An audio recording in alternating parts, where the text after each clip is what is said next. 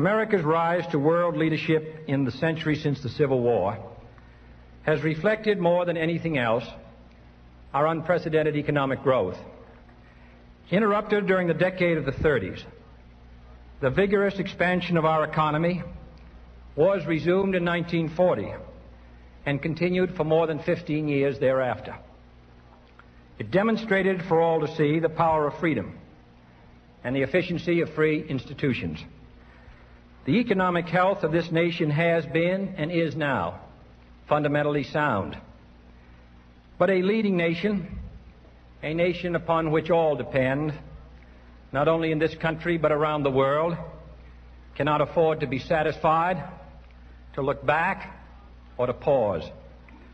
On our strength and growth depends the strength of others, the spread of free world trade and unity, and continued confidence in our leadership and our currency. The underdeveloped countries are dependent upon us for the sale of their primary commodities. This economy is capable of producing without strain more than we are producing today. Business earnings could be higher than they are today. Utilization of existing plant and equipment could be much higher, and if it were, investment would rise. We need not accept an unemployment rate of 5% or more, such as we have had for 60 out of the last 61 months. There is no need for us to be satisfied with a rate of growth that keeps good men out of work and good capacity out of use. Our choice, therefore, boils down to one of doing nothing and thereby risking a widening gap between our actual and potential growth in output, profits, and employment, or taking action at the federal level to raise our entire economy to a new and higher level of business activity. If we do not take action, those who have the most reason to be dissatisfied with our present rate of growth will be tempted to seek short-sighted and narrow solutions to resist automation, to reduce the work week to 35 hours or even lower, to shut out imports, or to raise prices in a vain effort to obtain full capacity profits on undercapacity operations. But these are all self-defeating expedients which can only restrict the economy, not expand it. There are a number of ways by which the federal government can meet its responsibilities to aid economic growth. We can and must improve American education and technical training. We can and must step up the development of our natural resources. But the most direct and significant kind of federal action aiding economic growth is to make possible an increase in private consumption and investment demand, to cut the fetters which hold back private spending. In the past, this could be done in part by the increased use of credit and monetary tools. But our balance of payments situation today places limits on our use of those tools for expansion. It could also be done by increasing federal expenditures more rapidly than necessary. But such a course would soon demoralize both the government and our economy. If government is to retain the confidence of the people, it must not spend more than can be justified on grounds of national need or spent with maximum efficiency.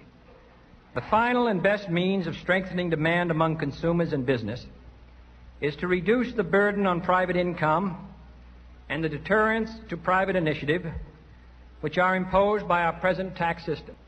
Developed as it was in good part during World War II to restrain growth, exerts too heavy a drag on growth in peacetime, that it siphons out of the private economy too large a share of personal and business purchasing power, that it reduces the financial incentives for personal effort, investment, and risk-taking. In short, to increase demand and lift the economy, the federal government's most useful role is not to rush into a program of excessive increases in public expenditures, but to expand the incentives and opportunities for private expenditures. You can understand that under these circumstances in general, that any new tax legislation enacted next year should meet the following three tests. First, it should reduce the net taxes by a sufficiently early date and a sufficiently large amount to do the job required. Early action could give us extra leverage, added results, and important insurance against recession. Too large a tax cut, of course, could result in inflation and insufficient future revenues. But the greater danger is a tax cut too little or too late to be effective. Second, the new tax bill must increase private consumption as well as investment. Consumers are still spending between 92 and 94% of their after-tax income, as they have every year since 1950.